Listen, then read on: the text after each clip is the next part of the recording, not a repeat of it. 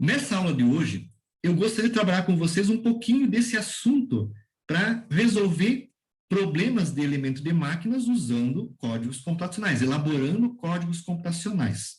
Como eu falei, na maior parte das vezes, as fórmulas que resolvem uma certa variável são muito grandes, né? Exigem muito cálculo repetitivo, que pode causar, então, erros, né, ao resolvermos problemas repetitivos, trabalhos repetitivos, tá? As fórmulas são muito grandes, tá? E, na maior parte das vezes, a variável que eu quero calcular não pode ser isolada numa fórmula simples, tá? Às vezes eu tenho um diâmetro, numa equação que eu tenho que resolver, um diâmetro elevado ao quadrado, outro diâmetro elevado no expoente 1, né, ou um diâmetro elevado no expoente 3, e eu tenho que resolver essa equação para calcular o diâmetro, o tamanho da peça. E não dá para fazer isso, é difícil, né? Então, na maior parte das vezes, a gente elabora um código, um programa computacional, na minha época era um programa, hoje é um código computacional, tá? E esse código, a gente vai atribuindo valores de força, tensão, coeficiente de segurança, muitas vezes, e a partir deles vai calculando a variável de interesse, tá? E na maior parte das vezes, a solução de um problema de engenharia é aquela que o pessoal não gosta de escutar. Eu vou chutando o valor no começo, né? O chutando o valor não é algo pejorativo. O chutando o valor é atribuindo valores, né, consistentes para a solução do problema, para o diâmetro da peça, e vendo quanto dá o coeficiente de segurança da peça. Tá? A gente sempre vai tentando fazer isso. A gente atribui valores, né, e calcula o coeficiente de segurança. O coeficiente de segurança está adequado com o meu projeto? Sim. Ok, terminei o projeto. Se não está adequado, volto lá atrás, dou novamente um diâmetro de eixo, né, um diâmetro da peça, e calculo novamente o problema. Tá? Então, a gente vai tentar fazer agora, né, hoje, um código, né, para que vocês resolvam o problema de encontrar uma dimensão, que é um diâmetro de uma peça, um diâmetro circular, né, de uma peça, sujeito aos esforços estáticos que ocorrem numa peça, baseado na teoria de von Mises, então. Tá? Por isso que eu coloquei aqui, então, o nome da apresentação, Códigos Computacionais para Teorias de Dimensionamento Estático. Elaborar um códigozinho que permita resolver qualquer problema quando eu tenho diâmetro para encontrar como solução do meu problema. Né? Eu calculo o coeficiente de segurança e vou atribuindo valores iniciais para o diâmetro e vou verificando qual é o coeficiente de segurança, até que chega numa condição adequada. Tá? Bom, como estamos trabalhando com dimensionamento estático, vale a pena a gente recordar um pouquinho, né, sobre as tensões, né, sobre esse cálculo associado a solicitações, as teorias de solicitação estática, tá? Então, aqui, tensão, né, sempre a unidade de tensão é uma força dividida por uma área. Uma força aplicada em uma peça, e essa força, a sua intensidade, fica distribuída ao longo de toda a área. Então, esse é o conceito de tensão. Uma força Newton dividido por uma área, metro quadrado, ou Newton por milímetro quadrado. Tá? Então, quer dizer, nesse caso, se eu tenho uma tensão de 10 Newton por milímetro quadrado, quer dizer que cada areazinha, se eu dividisse toda essa área, né, em áreas de 1 milímetro quadrado, aqui, por exemplo, a cada uma dessas áreas, né, vou diminuir aqui, ó, cada área dessas fosse de 1 milímetro quadrado, a força que eu teria empregado nessa área de 1 milímetro quadrado seria de 10 newton, tá? E a gente sabe que essa tensão, ela pode ser de dois tipos. Ela pode ser uma tensão normal à superfície, ou seja, perpendicular à superfície da peça, ou pode ser uma tensão cisalhante, ou tangencial, né? Eu prefiro usar aqui o tangencial, né, à peça. Né? Uma tensão normal é uma tensão tangencial. A tensão tangencial, né, é uma tensão que tangencia a superfície da peça. Ok? Bom, essas tensões, tá, tangenciais e tensões normais, elas aparecem nas peças devido a alguns tipos de esforços. A tensão normal, esse tipo de tensão normal aqui, ela aparece quando eu tenho uma barra, por exemplo, uma peça sujeita a uma força, a um esforço de compressão, quando eu posso ter uma peça sujeita a um esforço de tração, ou, nesse caso, quando eu tenho um eixo ou uma viga engastada, onde o esforço causa flexão na peça, né? A força causa um esforço de flexão. E aí, então, para esses três casos, nós podemos ter tensões normais. Também podemos ter tensões normais quando a peça é uma peça esbelta, longa, né? Longa, uma peça longa, esbelta, e essa peça longa é sujeita a uma força de compressão que causa a flambagem, né, da seção. Ainda poderia ter essa condição aqui como elemento que acaba gerando na peça tensão normal. Tensão normal devido à flambagem da peça, tá? E as tensões cisalhantes, elas são oriundas de dois tipos de esforços. Quando eu tenho um esforço na peça externa que provoca o cisalhamento, nesse caso aqui, tá? Quando as forças acabam cisalhando a peça, gera uma tensão tangencial, e quando eu tenho torção, quando o esforço externo gera uma torção na peça, né? Quando o esforço, então, é uma torção, ele gera tensão cisalhante. Cada uma delas tem suas respectivas fórmulas para serem utilizadas, tá? Quando nós temos, então, o primeiro caso, tração ou compressão, a distribuição das tensões, ela ocorre de forma, né, constante na peça. Isso só é uma idealização. Na prática, não acontece isso. Existe uma distribuição que não é perfeitamente uniforme.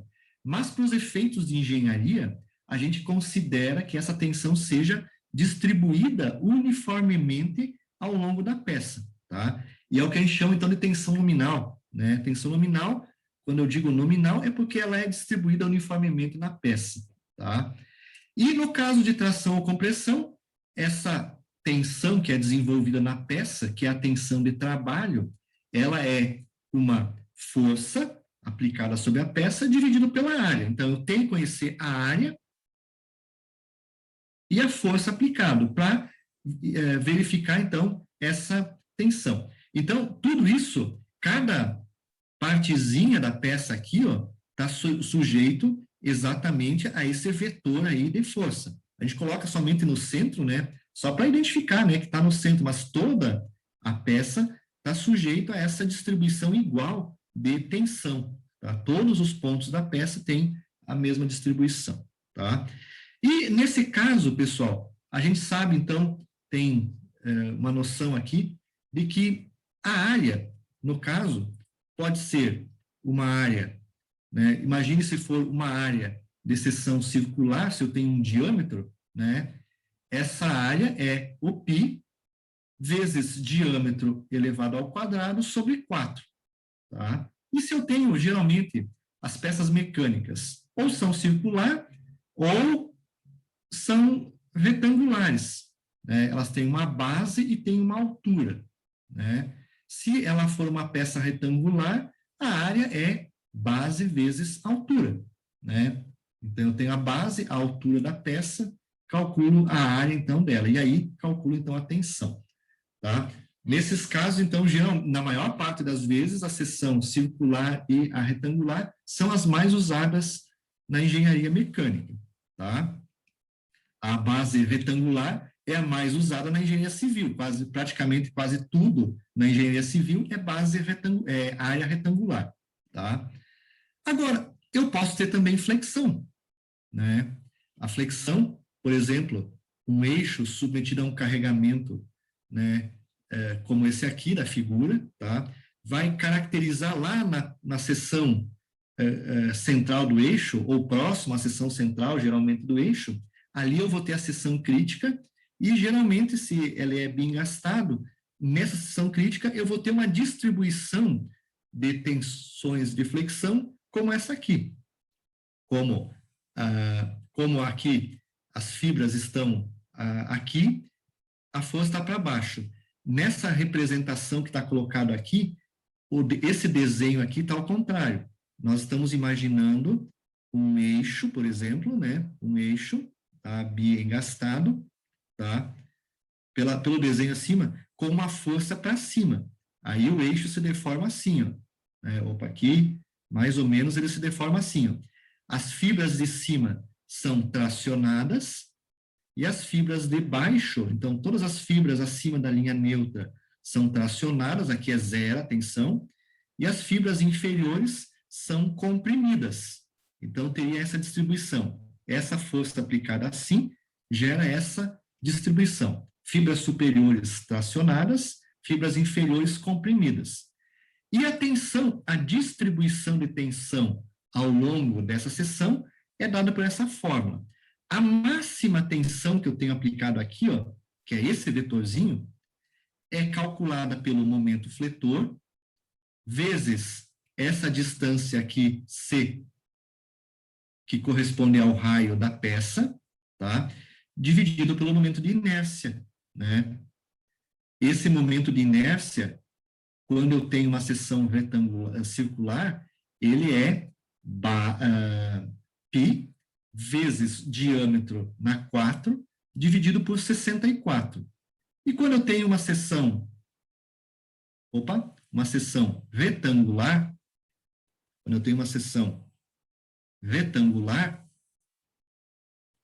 aqui, uma seção retangular, base e altura, né? Essa inércia é base vezes altura ao cubo, dividido por 12. Esse é o momento de inércia, então, de uma seção, por exemplo, como essa aqui, base vezes H, base e altura, base vezes H ao cubo sobre 12, tá? Então, a gente pode calcular. Essa fórmula aqui calcula, então, a máxima tensão. Não, desculpe, isso aqui calcula o I, certo? Se eu quero calcular a máxima tensão, eu uso o C aqui, ó, vai ser a distância, né, H sobre 2, no caso de uma base, de uma peça com seção retangular. Então, variando esse C de 0 até o raio, eu posso calcular as diversas tensões geradas, né, nesse formato, nessa distribuição aqui de tensões, tá? Ok? Então, a tensão normal de flexão. É a segunda que gera tensão normal. Podemos ter tensão de corte, tá? Tensão de cisalhamento. E o cisalhamento puro, pessoal, ele ocorre, a tensão que é desenvolvida tangencia a peça, tá? Então, aqui, ó, foi representado, esse desenho foi eu que fiz, e é uma cópia, uma reprodução do que o Norton apresenta no livro dele, tá? Então, aqui mostra a distribuição de tensão devido ao cisalhamento puro. Quando é que ocorre o cisalhamento puro? O cisalhamento puro ocorre somente nesses casos aqui, ó. Quando a força aplicada sobre a peça estão cisalhando a peça, mas estão juntas uma da outra, como uma tesoura. A tesoura, ela provoca um cisalhamento no papel, porque as lâminas estão quase uma cortando a outra, uma juntinho da outra. Tá nessa condição aqui, ó. Tá? A tesoura cisalha o papel, porque as lâminas estão próximas uma da outra. Mas se eu tivesse a lâmina cisalhando a peça um pouquinho afastado da outra, já não tem mais cisalhamento puro na peça. Nessa condição, se isso aqui acontecer, vai ocorrer flexão devido ao cisalhamento. É outro caso de tensão. Mas a gente, quando tem cisalhamento, na maior parte das vezes, considera as forças quase tangenciando, se isso acontecer. Se não acontecer, se elas estiverem distantes, tem o cisalhamento, cisalhamento devido à flexão. Eu falei flexão devido ao cisalhamento. É cisalhamento devido à flexão. Bom, se eu estou, então, nessa condição aqui de baixo, aqui, ó, o cisalhamento, então, é o P sobre a área de corte, né? Então, aqui, ó, está representada uma área, uma tensão, só que é uma tensão rebatida, né? Para vocês descobrirem nas figuras qual que é a tensão, imaginem esse tamanho. Aí vocês rebatem esse tamanho aqui no plano do tangencial. Então, pegando esse, vamos imaginar aqui um vetorzinho escondido e rebatendo ele, ele vem para cá, ó. Esse aqui é o vetor cisalhante, ó. Só que, como fica difícil representar um vetorzinho em cima do outro, tangenciando a peça, né, o pessoal geralmente representa ele rebatido 90 graus, como está colocado aqui na figura. E faz essa figurinha aqui para representar a distribuição mais ou menos uniforme da tensão devido ao cisalhamento. Tá? Ok? Então, nesse caso, é cisalhamento puro. P sobre a área de corte. Se a área é circular, π d ao quadrado sobre 4, tá? E se for área retangular, base e altura, isso vale base vezes altura. As áreas que estão colocadas aí, tá? Beleza? Tá? A outra tensão cisalhante, além do cisalhamento puro, é a que pode ser gerada pela torção. Então, quando eu tenho um esforço externo de torção aplicado sobre uma peça, né, todas as seções da peça, com aquela torção, vão ser submetidas a uma distribuição de tensão como essa aqui, ó, né, como essa aqui. Se eu pegar, por exemplo, esta linha aqui, ó, né, nessa seção da peça, a distribuição de tensões em cada pontinho dessa é essa aqui, ó, tangenciando, eu tenho a tensão tangencial. Tensão tangencial é o torque vezes o raio de giração sobre J. Se eu quero calcular a distribuição dessa tensão aqui, ó, ao longo do raio, eu pego esse raio aqui, ó, e faço ele variar de 0 até o raio externo e vou calculando, então, para cada raio que eu colocar aí, a tensão e permito ter a distribuição de tensões, tá? Então, torque vezes R sobre J. Geralmente, importa para nós a maior tensão, que é essa aqui, ó. Nesse ponto aqui, vai ocorrer a maior tensão, que é a tensão máxima. Então, torque vezes o raio sobre J dá a tensão máxima nesse ponto aqui, ó. Tá? Ok? O J para a seção circular é π d na 4 sobre 32, tá? E para a seção retangular, base e altura, eu não lembro agora qual que é a fórmula, tá? Mas por que eu não lembro? Porque seção retangular dificilmente é usada para suportar torque, tá? Então, na minha cabeça, por enquanto, isso aí a gente não usa muito no torque, né? Pode até ter uma peça submetida a torque. Lá na agricultura, geralmente a gente pode ter como solução de projeto um eixo quadradinho ou dois tubos que um entra dentro do outro e esse tubo transmite torque, tá? Mas são soluções muito pontuais, né, para resolver problemas de torque.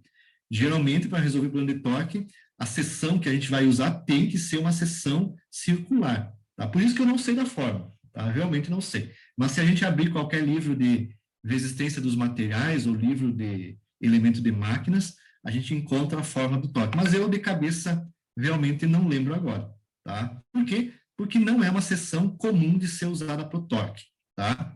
Então, o tal é torque vezes R sobre J, tá? E esse torque, essa tensão, então, tangencial, ela pode acontecer sempre tangenciando. Se eu quero saber a tensão nesse ponto, eu pego ela e faço ela como um vetorzinho tangenciando e tenho a distribuição de tensão, né, desse vetorzinho, sempre tangenciando, né, a superfície da peça, tá? Sempre assim. Em cada ponto da peça, eu tenho uma direção diferente da tensão. Se eu estou analisando esse ponto aqui da peça, a tensão nesse ponto tem uma direção já que é nesse sentido. Se eu estou analisando esse ponto aqui embaixo, a tensão está naquele sentido. E assim por diante, tá? Então, muitas vezes, essa tensão cisalhante da torção, ela pode se somar ou subtrair com a tensão de cisalhamento devido ao cisalhamento puro, depende da direção, né?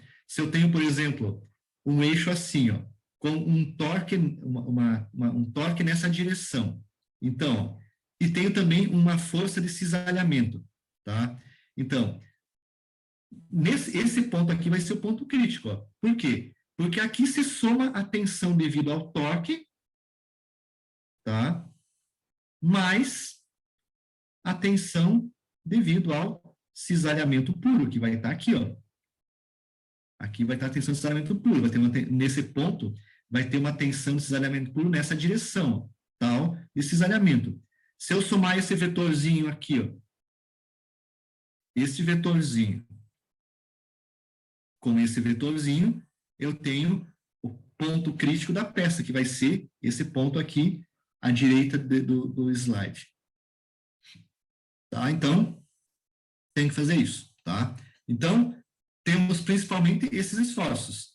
Tensão normal, devido à tração e compressão, tensão de flexão, tensão de cisalhamento puro e tensão de cisalhamento devido à torção. Geralmente são esses 4 cálculos que eu resolvo quase tudo que tem de problema de engenharia. São só 4 cálculos, tá? A maior parte são 4 cálculos. Ainda, nós podemos ter aquele caso quando a força aplicada cisalhante à peça está deslocada do engaste. Tá? Então, quando houver um certo deslocamento X da força em relação à peça, não é uma tesoura mais, né? Pensem, não é mais uma tesoura, vai aparecer uma tensão cisalhante devido à flexão. Ela é uma tensão cisalhante, ela está ocorrendo nessa direção aqui, a peça. Tá? Só que a intensidade dela é máxima na seção, né, no centro da seção. Ó. Nessa seção aqui, ó, eu vou ter a máxima intensidade dela. Vejam pela distribuição da figurinha aqui. Ó. Rebata 90 graus, vai ter essa distribuição aqui. Ó. O máximo valor vai ocorrer nessa linha da peça. Qualquer ponto acima, né, por exemplo, se eu pegar um ponto aqui em cima, nesse ponto aqui, por exemplo, nesse ponto aqui, eu pego esse valor, rebato aqui para baixo, eu tenho essa tensão aplicada nessa linha aqui, ó. Então, eu tenho uma tensão um pouquinho menor aplicada em cima. E essa tensão cisalhante devido à flexão, ela chega a 0 nas bordas, nas extremidades da peça, né? Na superfície externa da peça, né? No eixo, no diâmetro externo do eixo, ali a tensão é 0. E para cada seção é utilizada uma fórmula para calcular essa tensão. Quando a seção é retangular, né? Quando a seção é retangular, base e altura, essa tensão máxima no centro da peça vale 3V, esforço cortante, sobre 2A. Quando a seção é circular, 4V sobre 3A, e quando é oca, 2V sobre A. Por exemplo, uma superfície oca, né? Está aqui a peça oca, né? Está aqui a peça oca. Então, nessas bordinhas aqui, ó, nessa bordinha que tem aqui, vai ter uma tensão tangencial nessas bordinhas, dada por essa fórmula aqui, ó, tá ao máximo 2V sobre A. Acabou as tensões, e é claro, tem mais a tensão de flambagem, que na maior parte das vezes não existe nas nossas peças, mas pode ter, tá? Então, o nosso código computacional, pessoal, tem que resolver esses 4 problemas. Tração, compressão, flexão, cisalhamento puro e torção. Tá? Tem que ter resolver sempre esses quatro itens aí. Tá? Cada peça, então, vai estar submetido a um nível dessas tensões diferentes ou pode não existir.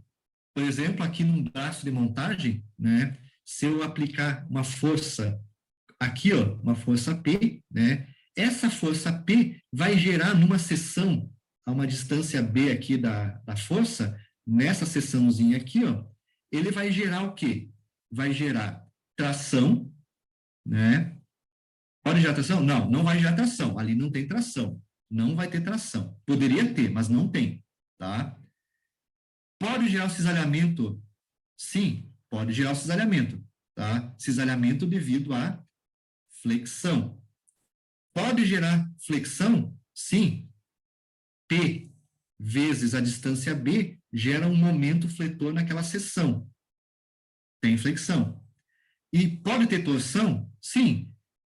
P vezes o bracinho de alavanca aqui, ó, perpendicular, né, ao A, P vezes A gera um torque T. Então, nesse caso, poderíamos ter essas três solicitações aqui, ó, tá? Lembrando que essas duas solicitações ocorrem na superfície da peça, tá? E essa aqui ocorre praticamente no centro da peça, tá? Então, naquela seçãozinha que está colocada ali, ó, tá? Eu vou repetir ela aqui, a dimensão dela, né? Tá aqui a peça, tá? Tá aqui a seção, né? Eu tenho que identificar qual que é o ponto crítico, tá? Poderia ser este ponto aqui, o ponto crítico da seção da peça, ou poderia ser esse, tá? Então, eu preciso analisar os dois casos. Talvez, né, aqui, nesse ponto, vai existir o cisalhamento devido à flexão, mas ele tem um valor muito pequeno quando comparado com as outras tensões. Então, talvez, possivelmente, o ponto crítico seja o ponto de cima, né? Talvez seja esse ponto de cima, tá? E aí, então, para analisar a solução do problema, eu pego esse ponto e imagino aquele pontinho infinitesimal. Vamos só colocar aqui de novo, apagar aqui, ó. Deixa eu só apagar isso aqui.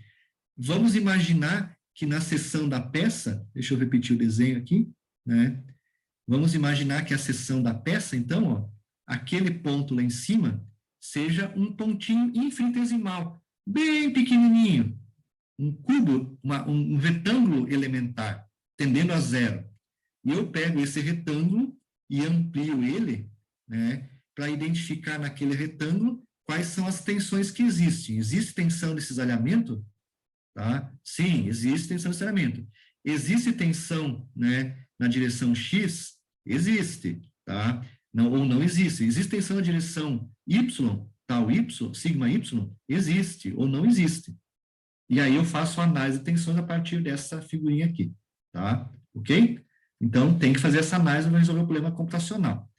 Podemos ter, então, naquele ponto, podemos simplificar aquele ponto por um cubo elementar, que representa tensões nas 3 dimensões, tá? Ou podemos representar ele por né, um plano. Na maior parte das vezes, nós conseguimos resolver o nosso problema, as tensões numa peça estão colocadas no plano, onde eu tenho aqui a tensão tal YX, tem regras para definir a tal YX e tal XY, a tensão normal, como eu coloquei antes, sigma Y, e a tensão normal, sigma X. E aí, a partir desse ponto crítico, com essas tensões, o que nós vamos fazer?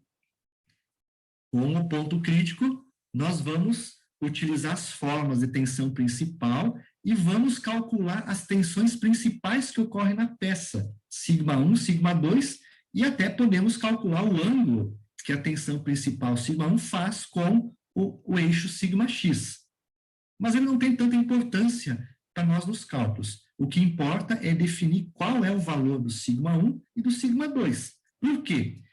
Então, a gente calcula o sigma 1 e sigma 2, que são as tensões principais, a partir, né, da análise do círculo de Mohr. Do círculo de Mohr foi extraída as fórmulas, que são essas duas aqui, ó. Tá? A tensão principal sigma 1 e sigma 2 é o sigma x mais sigma sobre 2, mais ou menos raiz quadrada de sigma x menos sigma y sobre 2 ao quadrado, mais tal xy ao quadrado. E o tal máximo e tal mínimo é esse valor aqui, ó. Dependendo do mais ou menos que tenho aqui, mais ou menos, eu tenho a tensão máxima e mínima que ocorre, né, em um plano, né, da peça, tá? Então, posso calcular o ângulo φ, então, ó, 2φ sigma x menos sigma sobre 2 tal xy, mas esse ângulo aqui, na maior parte das vezes, não é muito calculado, não preciso muito desse ângulo. Somente essas duas informações aqui, ó. Por quê? Porque a partir dessas duas informações aí, nós vamos usar essas duas informações, as tensões principais, para, usando uma teoria de dimensionamento, né, calcular o coeficiente de segurança. Por exemplo, para o caso de cargas estáticas, e tem essa distribuição de tensão ao longo do tempo, tá? A gente usa essas principais teorias para dimensionamento estático, teorias para falhas estáticas. Para materiais dúcteis, a gente usa a teoria da tensão normal máxima ou a teoria da máxima tensão de cisalhamento, que é a teoria de Tresca. Tá? Essa teoria de Tresca, então, é muito usada também para calcular o coeficiente de segurança. Ou a gente da mecânica usa muito a teoria, né, da máxima energia de distorção, né, que é a teoria de von Mises. Materiais dúcteis. Se fossem materiais frágeis, a gente usa a teoria de Coulomb ou Mohr modificada. Todas elas, para calcular o coeficiente de segurança, precisa definir a tensão principal σ1 e conhecer o σ2, tá? Para poder utilizar essas teorias aí. No nosso caso, nessa aula de hoje, a gente vai usar a teoria, então, de Huber-von Mises, tá? E essa teoria de Huber-von Mises, tá? Ela foi postulada, né? Foi imaginada, postulada, a partir dos dados de falhas que foram plotados no eixo σ1, σ2. Tudo isso é ponto de falha. E o tal possivelmente, o von Mises, né, ele olhou para essas falhas e traçou uma elipse que exclui os pontos de falha fora da elipse e dentro, qualquer ponto de carga dentro dessa elipse é caracterizada como seguro, não falha, de acordo com o escoamento, né? A nossa falha é o escoamento, tá? Então, se nós temos um ponto por exemplo, traçamos a linha a elipse, ela justamente passa por esses pontos que correspondem à tensão de escoamento, à tração, a tensão de escoamento, a compressão do material, são iguais, só que com sinal negativo, σyt e σyc.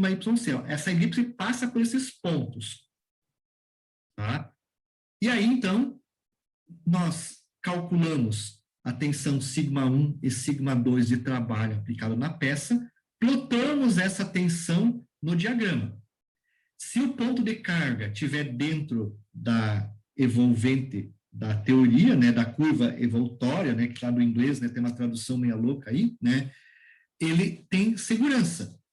Se esse ponto de carga está fora do diagrama de von Mises, falhou, ou seja, escoou o material. E se for muito longe, vai romper a peça, rompe, tá? Bom, para calcular o coeficiente de segurança, basta saber a distância que eu estou aqui, ó, entre o ponto de carga e o ponto da teoria, né? A intersecção da teoria. Von Mises definiu essa fórmula do coeficiente de segurança a partir disso. Ó. Ele calcula a tensão efetiva de von Mises, que é essa tensão sigma'. Sempre que vocês escutarem ou ouvirem esse termo sigma' em algum lugar, isso quer dizer tensão efetiva de von Mises, é uma tensão equivalente de von Mises, que é calculada pelo σ1 ao quadrado, menos σ1, σ2, mais σ2 ao quadrado, raiz de tudo isso aí, tá? Von Mises. Bom, o coeficiente de segurança, tá, é dado, então, por essa fórmula aqui, ó. SY sobre N é igual à tensão efetiva de von Mises. Então, o coeficiente de segurança de von Mises, vou colocar aqui, Mises, ele é igual à tensão de escoamento do material, a tração, né, que geralmente tração e compressão são iguais, dividido pela tensão efetiva de von Mises, ó, que é essa aqui, raiz quadrada de σ1 ao quadrado menos σ1, σ2 mais σ2 ao quadrado. Tensão de escoamento do material dividido por isso aí dá o meu coeficiente de segurança de von Mises. Num código computacional, a melhor forma de dimensionar a peça lá no início do problema e atribuindo valores para o diâmetro da peça, calculando todas as tensões de tração, torção, flexão, cisalhamento que ocorre na peça e calculando o coeficiente de segurança. Ele é menor que 1? Opa, a minha peça não está bem dimensionada. Ele é igual a 1?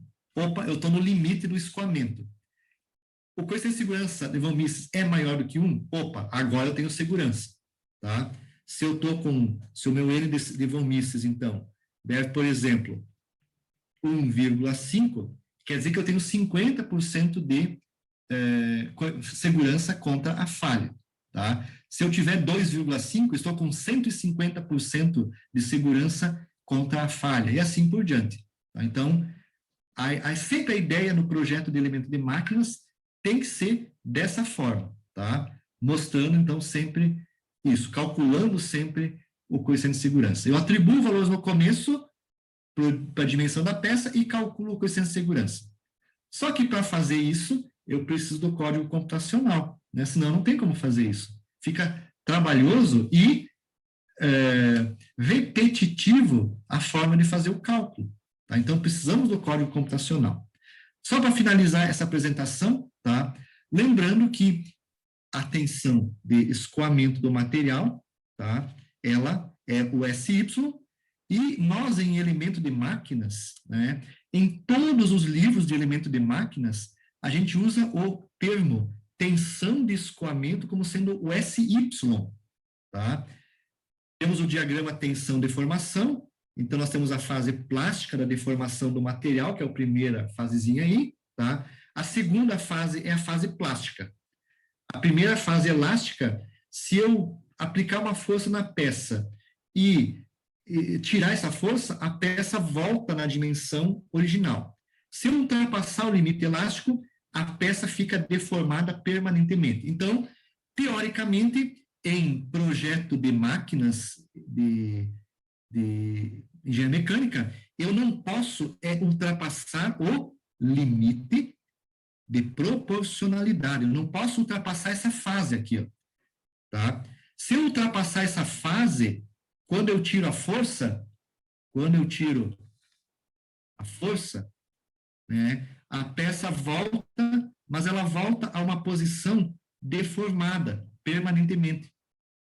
Então, na prática, nós não podemos ultrapassar o limite de proporcionalidade do material, por causa das nossas folgas.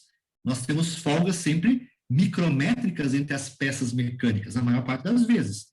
E se eu aplicar uma força que deforma permanentemente a peça, as minhas folgas foram para o espaço, não tem mais como voltar atrás. Então, o limite correto é o limite de proporcionalidade. Só que a gente usa, né, o limite de escoamento como limite de projeto, porque, na realidade, esse pontinho aqui, ó, que é o limite de proporcionalidade, tá? Ele é mais ou menos 0,9 vezes o SY. É bem próximo do SY. Praticamente, SY e proporcionalidade se confundem um ponto com o outro. Então, para não complicar muita coisa, a gente usa como limite SY. Mas até a gente tem que saber se eu cheguei no SY, eu deformei a peça permanentemente. Eu tenho uma deformação permanente porque são quase próximos. Tá? Então, muitos problemas, né, a gente usa a proporcionalidade. Lembram do projeto de ajuste prensado cilíndrico? A tensão de projeto limite é 0,9 da tensão de escoamento, quando o eixo é maciço. Por quê? É para não chegar exatamente no escoamento. Ele tem que ser um pouquinho antes do escoamento, tá? Porque já no escoamento eu tenho deformação. Os nomes, tensão de escoamento vem do Hild, né? SY vem do Hild, escoamento, e o S se usa como strength. Strength em inglês é resistência, tá? E o SUT, o S é de strength, resistência, ultimate tensile, limite de tração, tá? que é a última tensão, que é a resistência, a tensão de resistência do material, né? É a última tensão lá em cima. Tensão de resistência do material, na realidade, tá? Então, a gente usa no português a tensão de resistência do material, né, última, e o escoamento, né, também como sendo uma tensão de resistência, só que é o escoamento, tá? Isso, então, é o que fala sobre a teoria de estática, tá? Teorias de dimensionamento estático. Agora, a solução computacional de vocês. Na maior parte das vezes, então, pessoal, se eu tenho uma peça com seção circular, tá? Vamos imaginar uma peça com seção circular. Qual que vai ser o método para a gente resolver computacionalmente isso? Eu vou, para resolver o problema, eu vou ter um diâmetro que eu tenho que calcular dela. Então, a peça tem um diâmetro que tem que ser calculado. Essa peça, ela pode ser solicitada por carregamentos externos, por solicitações externas. Essas solicitações podem ser uma força de tração, pode ser de um momento fletor, né? Eu posso ter aqui um momento fletor aplicado sobre ela. Eu posso ter também aqui uma força cisalhante aplicada na seção da peça, uma força cisalhante, tá? Aqui uma força axial, ou então posso ter também um torque que é aplicado sobre a peça, tá? Então, essas informações de colocar aqui, vou colocar aqui PA, força axial, PA, força axial e força cisalhante. Essas informações de força axial, que gera uma tensão normal, momento fletor, de força cisalhante e de torque, essas solicitações têm que ser conhecidas para a gente fazer o dimensionamento. E, geralmente, elas aparecem devido a um bracinho de alavanca, devido à distância entre a força ao engaste da peça, devido a uma força axial, devido ao torque que é aplicado aí, devido ao bracinho de alavanca que gera um torque e assim por diante. Então, eu tenho essas informações geralmente calculadas, né, do meu problema. Eu preciso saber isso. Então, para elaborar um código computacional, a primeira coisa que eu tenho que fazer é identificar, né, se eu tivesse que ter aqui uma regrinha, identificar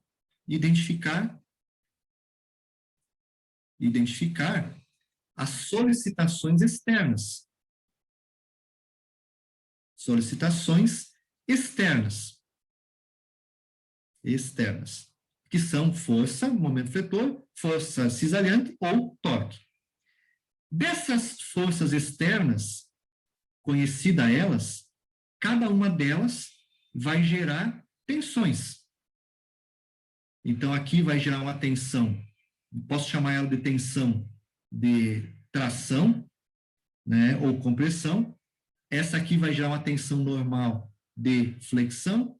Essa aqui vai gerar uma tensão tangencial de cisalhamento, né? E essa outra, vou chamar ela de tensão tangencial devido ao torque.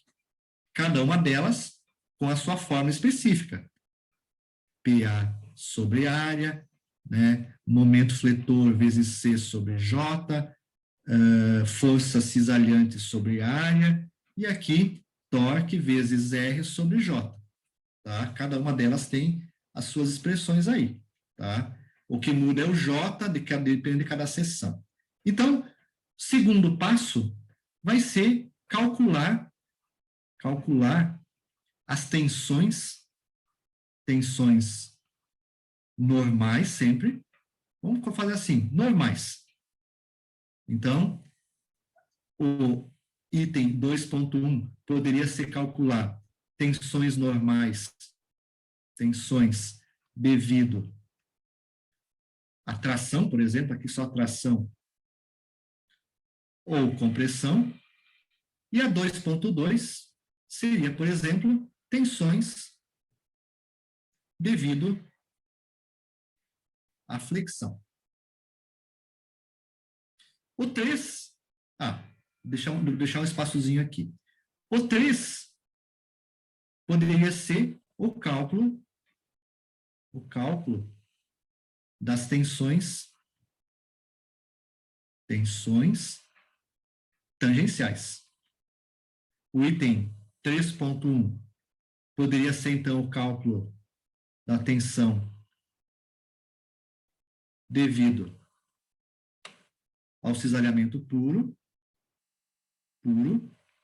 e a 3.2, a tensão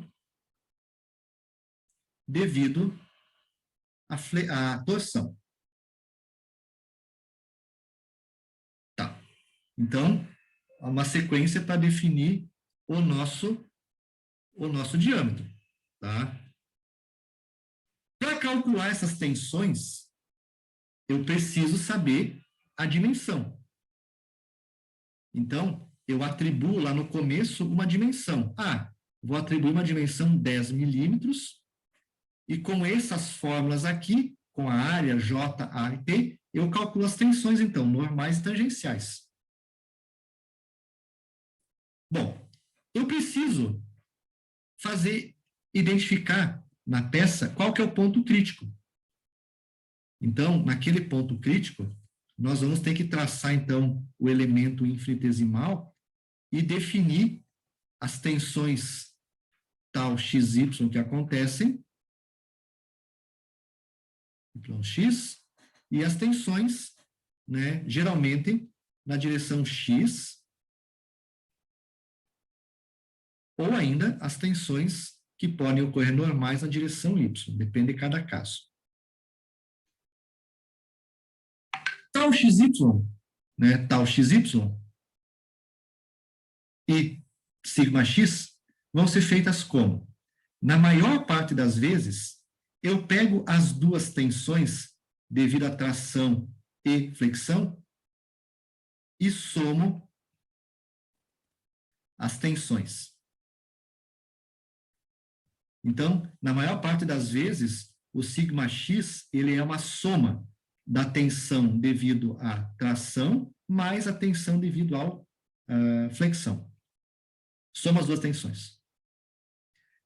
Na maior parte das vezes, as tensões tangenciais, então o 3.3, soma tensões. A tensão máxima que ocorre, que é o tal XY ou tal YX, é o tal devido ao cisalhamento mais o tal devido à torção. Aí, com isso, nós montamos, então, essa figurinha aqui. Item 4. Com o 2.3 e o 3.3, eu calculo tensões principais. Tensões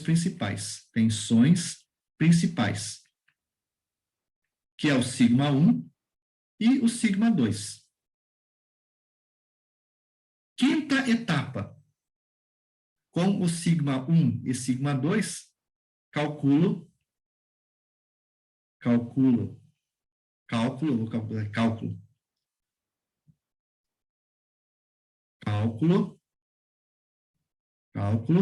do coeficiente de segurança. Coeficiente de segurança, no nosso caso, usando von Mises. N é igual a tensão de escoamento dividido pela tensão efetiva de von Mises. Sigma 1 ao quadrado menos sigma 1, sigma 2, mais sigma 2 ao quadrado. Tira a raiz de tudo isso aí. Tá? Então, o nosso diâmetro da peça, aqui então à esquerda, aqui, nós vamos seguir esse roteiro para fazer o cálculo. E lá no final, eu verifico sempre o coeficiente de segurança. O coeficiente de segurança deu menor do que 1? Sim. Então, volte lá para trás. Vou fazer aqui. Volte para trás e aumente o tamanho do diâmetro. Coloca lá um D de 15 milímetros. O diâmetro continua dando menor que 1? O coeficiente de segurança continua dando menor que 1? Sim. Volta lá atrás e passa o diâmetro para 17 milímetros. E vai refinando o teu diâmetro até que chegue no coeficiente de segurança desejado. Ah, o coeficiente de segurança for igual a 1? Sim. Opa, está no limite. Mas eu preciso de um coeficiente de segurança N de 2. Então, vou voltando lá atrás e vou atribuindo o diâmetro do diâmetro, o diâmetro da peça. Vou colocar aqui 25. Opa, chegou em 25 o diâmetro da peça, de 25 milímetros, deu N igual a 2,01. Opa, é esse aí o diâmetro. Né? O diâmetro que eu vou usar, então, é 25. Ah, deu 24. Deu 24. 24 deu 2. Opa, mas 24 eu não vou usar 24 milímetros, eu vou usar 25. Coloca D igual a 25 e recalcula, deu 2,1 o coeficiente de segurança. Então, o projeto de elemento de máquinas tem que ser assim, né? Não só para essas peças dinâmicas, mas para qualquer situação, mola, soldas, freios e tudo que vem pela frente, essa é a melhor alternativa de projeto para vocês fazerem. E esse projeto sendo feito dessa forma, né, vai ser mais rápido para vocês desenvolverem. Só que, para fazer isso, vocês precisam do código computacional. E aí, então, que entra a nossa aula de hoje, fazer o código computacional para essa situação de carregamento estático, para usar uma teoria de dimensionamento estático. Tem que seguir essas regras. E, geralmente, no memorial descritivo, o memorial de cálculo que vocês vão fazer, vocês podem, depois do memorial de cálculo, imprimir esses 5 itens aqui, ó. Item 1, solicitações externas. Daí vocês colocam lá uma observação. A torção, a flexão, a tal. Cálculo das tensões normais. Coloque o item tensão devido à torção e coloquem lá o resultado da tensão devido à tração. Geralmente, essa sequência é a sequência que nós vamos fazer ou imprimir o memorial de cálculo, né, que vai ser mostrado para alguém. Ou vocês vão guardar, depois que fizeram, vocês imprimem ou criam um PDF e guardem lá no arquivo de vocês. Se der um problema, daqui a 5 anos, vocês retomam ele e façam. Se alguém deu um acidente, quebrou, volte no cálculo, o que deu errado aí. Não, opa, eu estou certo. Quem errou foi o cliente que supercarregou a peça.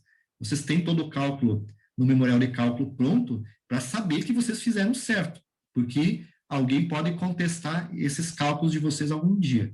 Tá? Então, é importante imprimir tudo isso. E a impressão é o que vocês fizeram, então, é o resultado final dessa análise. Tá? Então, essa é a ideia. Tá? Essas figuras que eu passei aí foram criadas por mim, mas foram refeitas a partir dos livros aí de elemento de máquinas, né, que está disponível aí na literatura. Tá? Ok? Essa, então, era a ideia. Agora, nós vamos passar para o programa, então, para elaborar o programa computacional.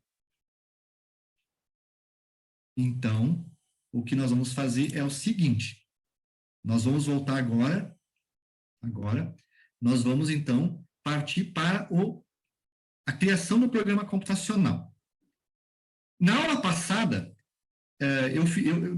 não foi difícil de fazer, tá certo que eu tinha um pouquinho de conhecimento e o que teria que ser elaborado, mas no final da aula eu fiquei até, acho que 11h05, 11h10 na aula, e eu criei um código para vocês terem como base, tá? Eu sentei lá e comecei a escrever, no final estava quase tudo pronto, né, para fazer o código computacional para resolver os problemas de solicitação estática, tá? Esse código computacional, então, é esse aqui, ó. Primeira coisa, vou fazer o seguinte. Vou entrar aqui e vou arrastar código para vocês aí. Esse código computacional, eu estou arrastando e estou carregando lá no portal. Se vocês abrirem, então, o portal agora, vocês não viram aqui, se vocês abrirem o portal na data de hoje, eu coloquei lá na aula de hoje um arquivo txt que tem o código das solicitações estáticas, tá? Deixa eu compartilhar a tela de novo.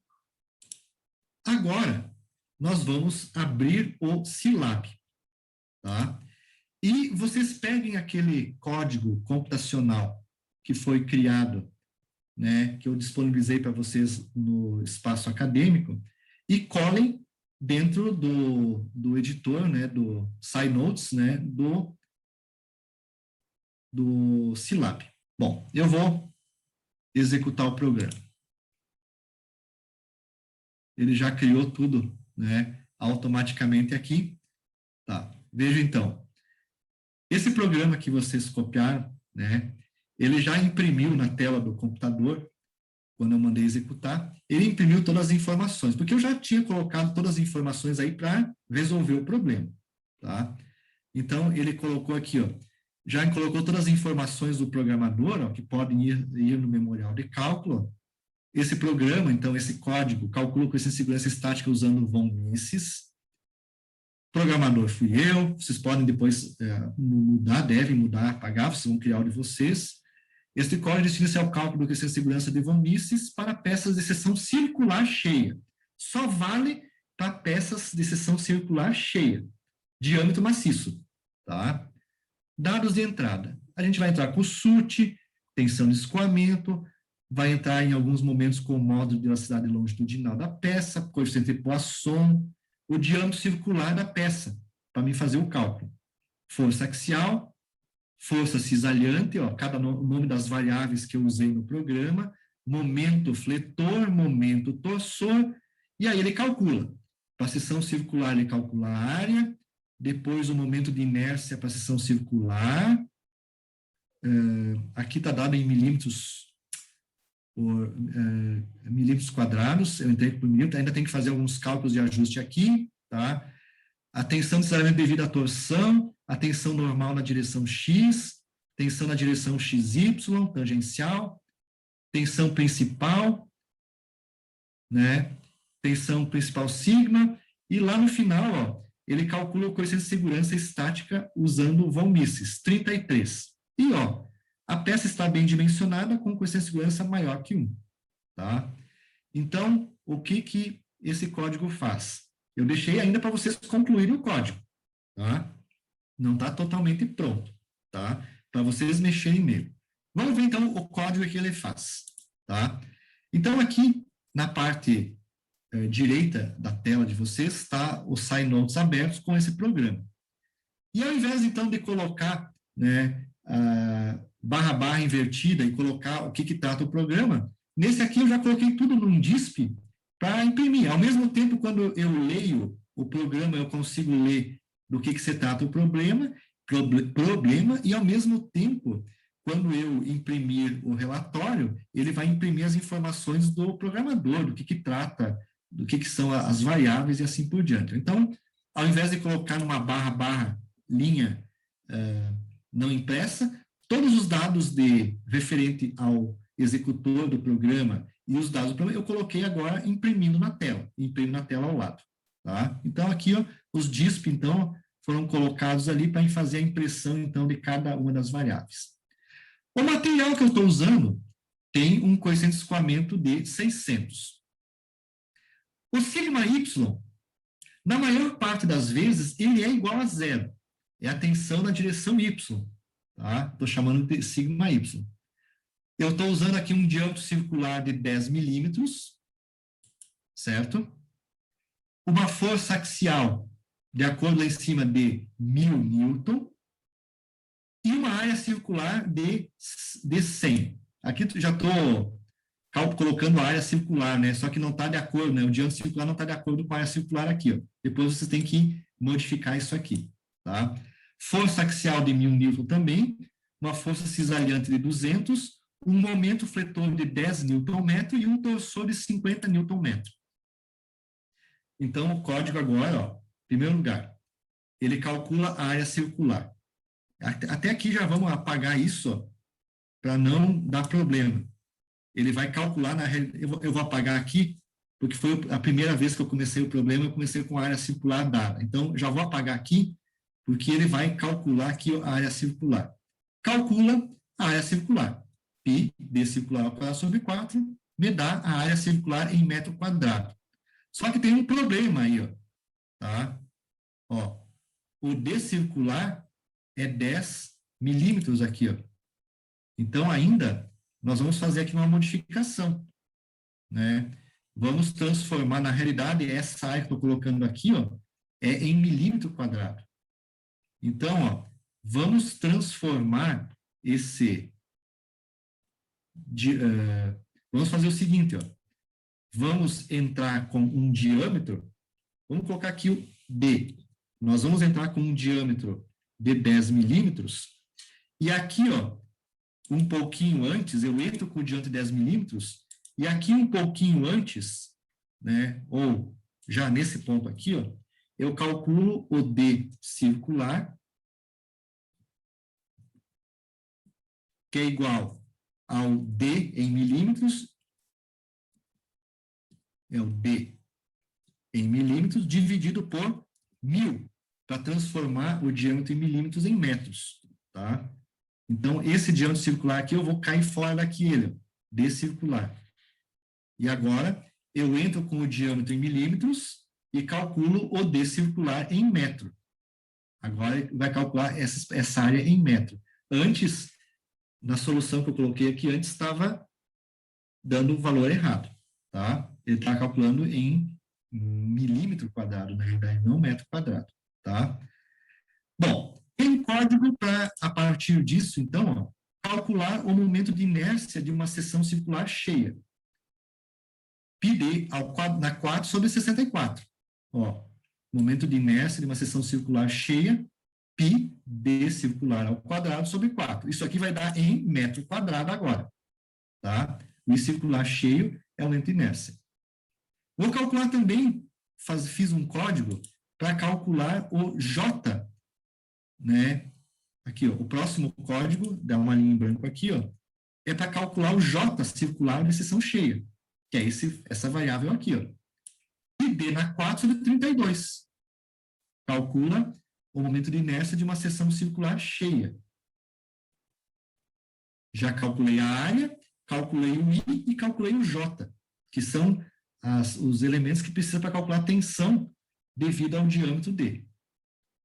Agora vem o código para calcular o σx de tração. Força axial sobre área circular.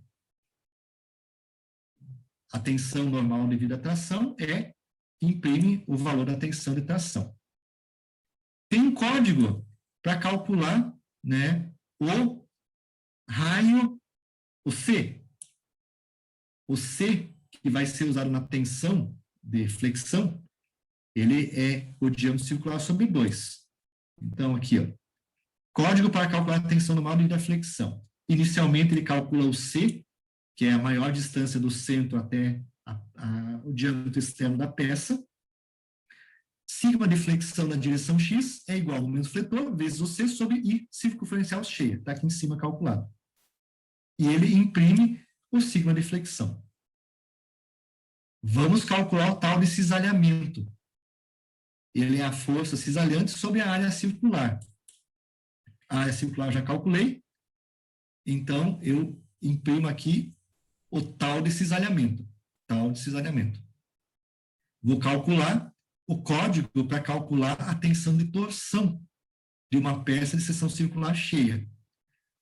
Tem que calcular o raio de giração. R é o D circular sobre 2.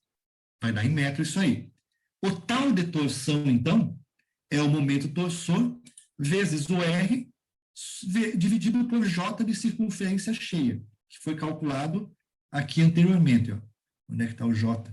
Calculamos ali para trás, a gente calculou o J para a seção aqui, ó, circular cheia. Ó, ele calculou, então, as 4 tensões. Cisalhamento e torção. Ele calculou as 4 tensões. Tensão de tração normal, tensão normal de flexão, tensão normal de cisalhamento puro e tensão normal de torção. Agora, tem um código que vai somar essas tensões, como eu coloquei antes. Mas tem que ter um cuidado. Nem sempre, na solução de um problema, é a soma. Nós precisamos fazer o elemento infinitesimal e indicar ali quais são as direções da tensão, para depois aí poder fazer esse cálculo. Mas, praticamente quase 100% das peças é uma soma. Eu somo as duas tensões tangenciais e somo as duas tensões normais, tá? Então, aqui vem o seguinte, ó.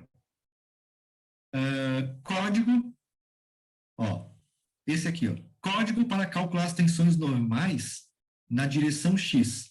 Então, ó, a tensão na direção X é a soma da tração X mais a flexão X. Vamos ver aqui, ó, sigma de tração X e sigma de flexão X. Esse é outro código, soma as tensões tangenciais. Tal XY é o tal cisalhamento mais tal torção. Mostra o tal XY. Agora tem o código para calcular o sigma 1 e o sigma 2, tensões principais. Ó. Então, está pronto para vocês aqui ele, ó, sigma 1 e sigma 2. E ele mostra, então, qual que é o sigma 1 e imprime o sigma 2. E, por último, né, vem o código para calcular a tensão de von Mises. Então, ó, o sigma de von Mises é a raiz quadrada de sigma 1 menos sigma 1, sigma 2 ao quadrado, raiz de tudo isso aí. Calcula o sigma de von Mises, que é o sigma linha. E aí vem o último código, que calcula o coeficiente de segurança estático por von Mises. Então, N estático de von Mises é a tensão de escoamento sobre sigma de von Mises. Aí ele imprime qual que é a tensão, o coeficiente de segurança de von Mises. Se o coeficiente de segurança de von Mises for maior que 1, então a peça está bem dimensionada, com um coeficiente de segurança maior que 1. Ele dá a informação no finalzinho, lá no finalzinho do relatório, lá do lado, a peça está bem dimensionada, com um coeficiente de segurança maior que 1. Se não, se ele for, então, menor do que 1, a peça não está bem dimensionada. Reveja seus cálculos e termina o programa. Então, pessoal, aí nós vamos ter, então, um código para resolver problemas que são o quê? Lá no início do problema.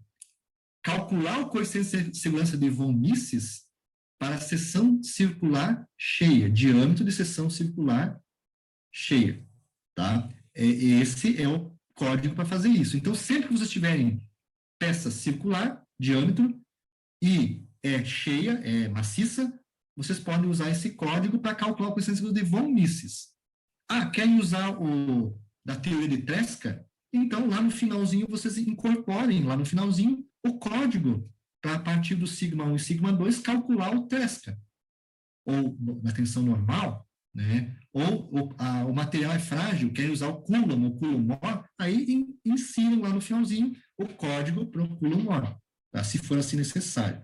Com isso, vocês têm um código para resolver os problemas de vocês dessa natureza, tá? Vamos novamente executar ele.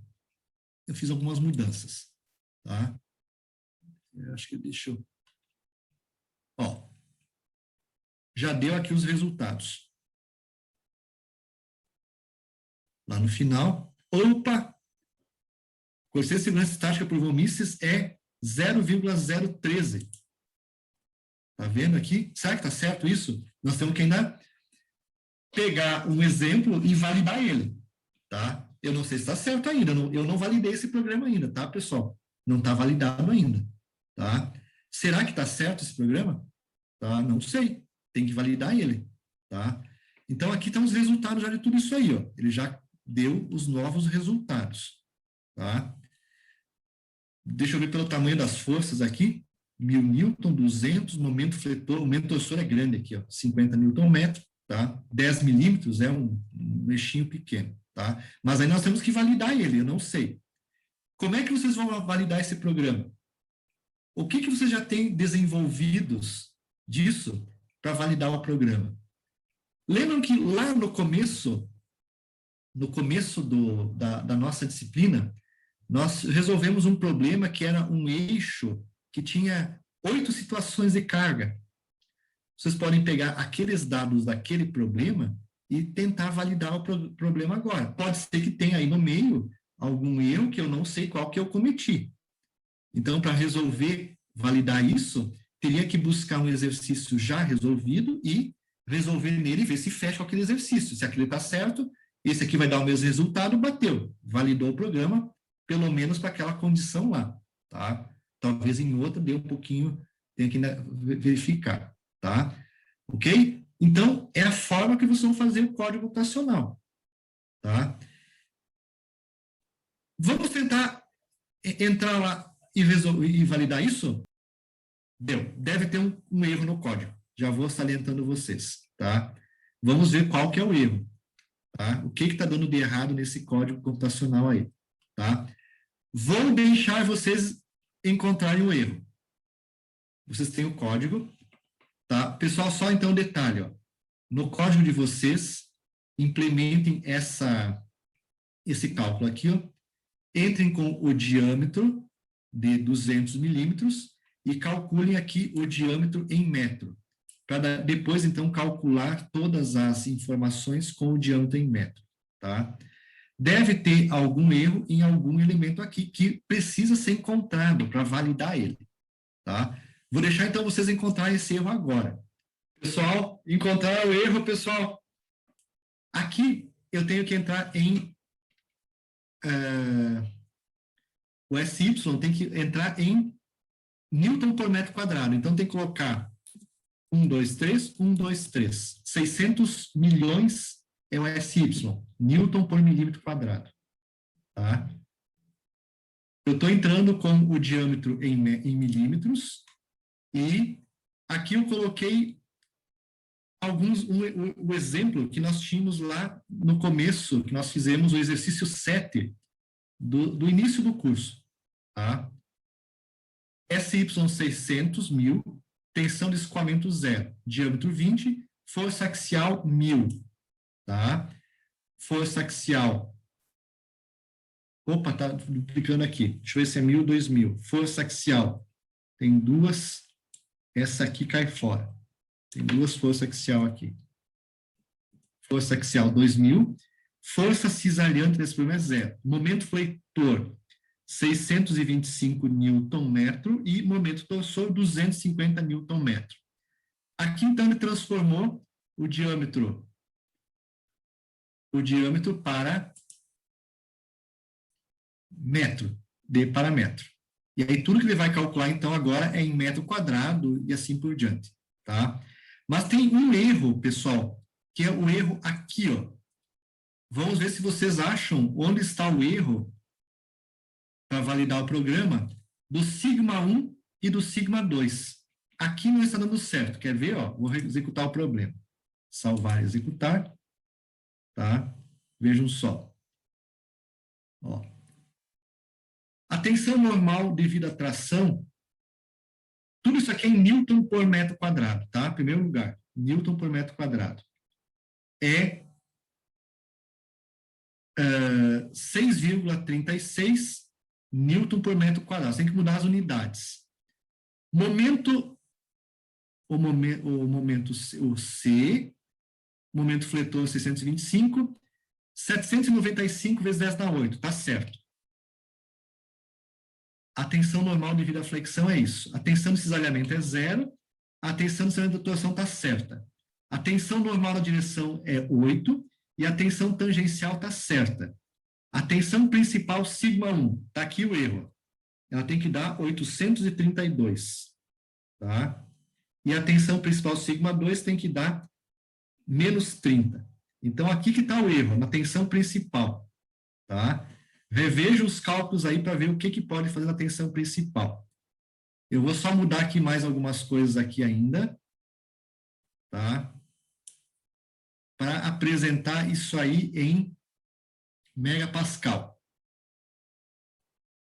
Depois eu passo de novo o programa corrigido de novo para vocês depois, tá? Então, aqui vai ser Newton por metro quadrado. Tudo vai ser Newton por metro quadrado. Tudo que vai apresentar aí é Newton por metro quadrado. Deixa eu colocar aqui, então, a área. Momento em Newton. Tensão devido à flexão. Newton metro quadrado.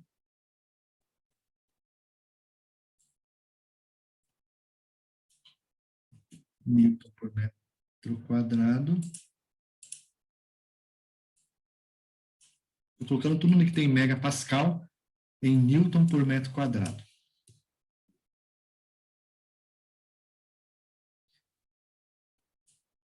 Mas o problema está aqui. O problema está aqui. Sigma 1 e sigma aqui.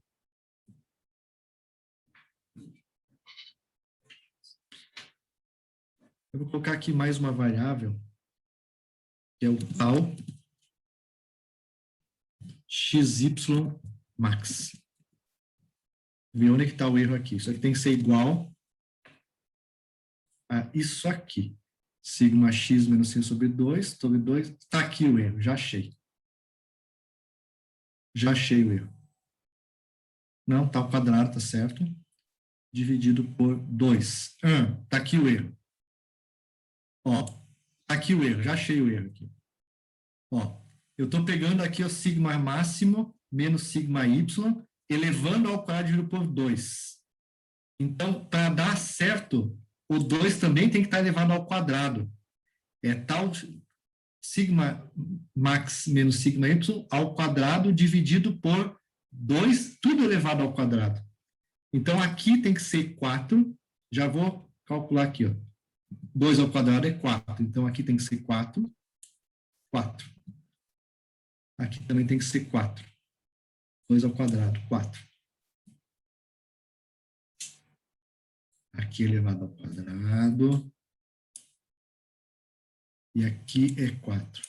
Depois eu passo o código certo. Isso aqui é elevado ao quadrado. E aqui é 4.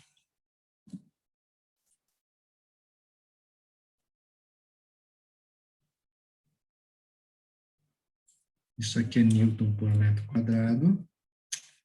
Editar, desfazer. Já vamos ver se vai dar certo. Porque tem o trabalho de vocês ainda, pessoal. Não, isso aqui tem que dar certo para vocês fazerem o trabalho de vocês. Fechou? Só um minutinho. Vamos rodar de novo. Salvar e executar. Então, o que fechou? Agora deu certo. Vou passar de novo o código para vocês de novo, tá? Olhem só. Solução. Momento de inércia aí deu em metro quadrado. Tensão normal devido à tração, 6,36 megapascal. Deu certo. O momento C aqui não a dimensão C, tá certa? Momento fletor 625, tensão normal devido à flexão 7,958. Vezes 10 a 8, fechou. Tensão de desarmamento é 0, tensão de devido à torção 1,59, tensão normal da direção X 802 megapascal. Tensão tangencial 159 megapascal, tensão principal 832, tensão principal sigma 2, 30. Fechou. 30, 1, 2, 3, fechou. Menos 30. Tensão de von Mises, 8,48. Aqui eu não sei mais, mas acho que está certo. Coeficiente de segurança estático de von Mises é 0,7. Espera aí um pouquinho, vou passar de novo o programa para vocês, pessoal. Um minutinho só. Vou fazer tudo de novo aqui, para vocês terem esse problema. Então, conseguimos validar o problema. Validei o problema com a realização deste exercício aqui, ó, que vocês têm lá o vídeo do exercício 7, lá em tensões principais, que era esse exercício aqui, ó. Eu entrei com os dados deste exercício que nós fizemos em aula, eu já tinha feito anteriormente na mão, tá? Olhem só, e esses resultados, então, aqui ó, estão certos, ó, estão corretos, fechou? Aí os resultados. Validamos ele até a tensão sigma 1 e sigma 2, que deu certo. Agora, pessoal, validado o problema, vocês verificaram que a tensão do projeto deu um coeficiente de segurança de 0,7. Pessoal, Nesse projeto, eu gostaria que o coeficiente de segurança da peça fosse 2. Essa peça que vocês vão projetar, eu gostaria que o coeficiente de segurança fosse 2. E qual deve ser o diâmetro da peça para que o coeficiente de segurança seja 2? Tá?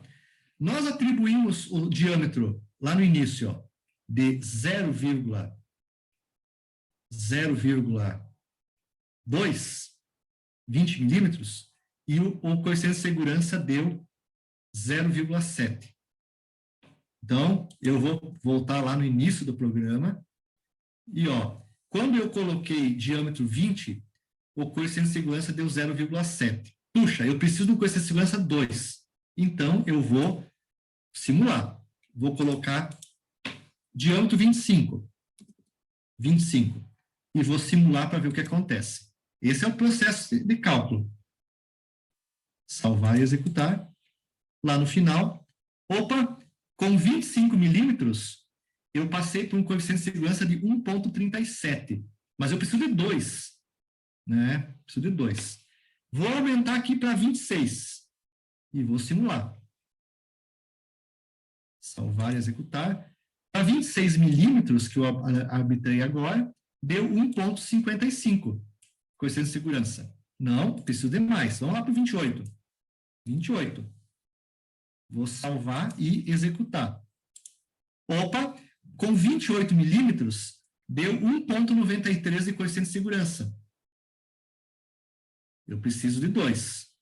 1,28,5. Opa, é ponto, né? Tem que ser ponto. 28,5 milímetros. Opa, 2,04. Então, se eu usar o diâmetro de 28,5 milímetros, o meu coeficiente de segurança por von Mises passa a ser 2,04. Opa, cheguei no resultado que eu precisava, tá? Mas, espera aí, eu precisava de 2, né?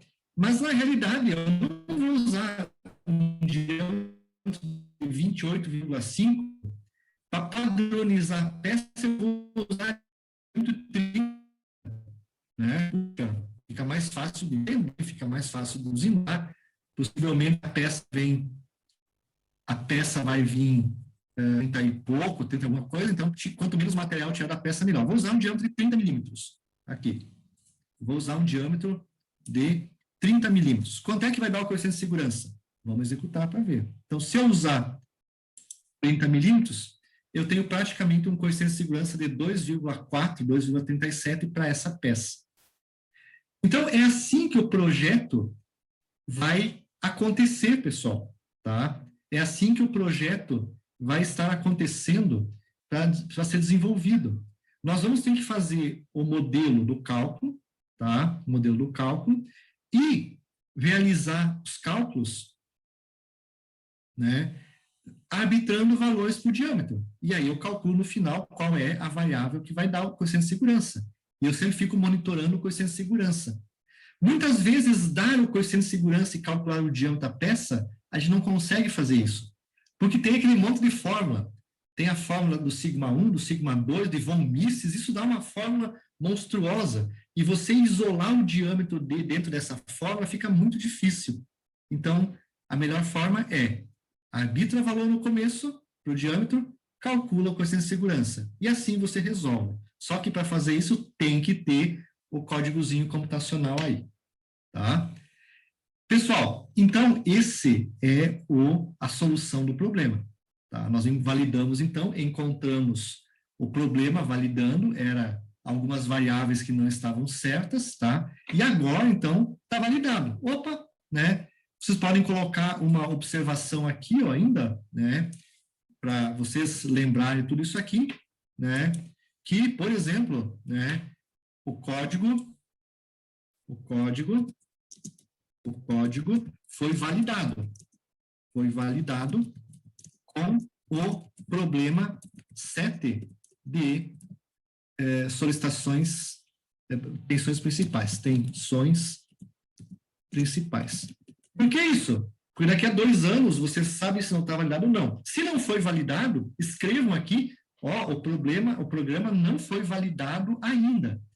Porque senão vocês vão usar um dia o programa, e ele vai estar dando o resultado errado, e vocês acham que está dando o resultado certo, tá? Então, o código foi validado com o problema 7 de tensões principais. Tem essa informação guardada aí, tá? Ok? Lembrando que aqui, então, nas variáveis, coloquem todos os dados aqui em Newton por metro quadrado aqui, para mostrar no programa. Fechou? Ó, entramos, então, com SY em Newton por metro quadrado, diâmetro em milímetros, e calculamos, então, o coeficiente de segurança lá embaixo, tá? Ah, mudou a carga? Você entra com a carga aqui dentro, né, entra com a nova carga e faz as respectivas mudanças, se assim for necessário, tá? Então, esse foi o programa que eu quis passar para vocês. Então, agora, o programa que está no portal foi validado, fechou? Validamos o programa, tá? Agora vem o seguinte, tá? A atividade para vocês fazerem é o seguinte: vocês vão pegar esse código computacional que está aqui e vão fazer um programa para resolver um problema de seção retangular. Seção retangular tem base e altura. Então, vocês têm que resolver esse problema agora, entrando com uma base e entrando com uma altura e resolvendo o problema do cálculo do coeficiente de segurança de Von Mises, tá? Então, a atividade de vocês vai ser essa: pegar esse programa aqui, rearranjar ele para que resolva para base vezes altura, a área base vezes altura. Vocês vão ter que identificar qual que é o I da base de uma seção retangular, que eu já lembro de cabeça: base vezes altura ao cubo sobre 12.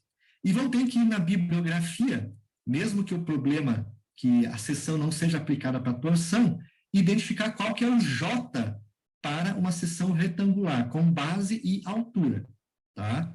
Então, essa é a tarefa de vocês agora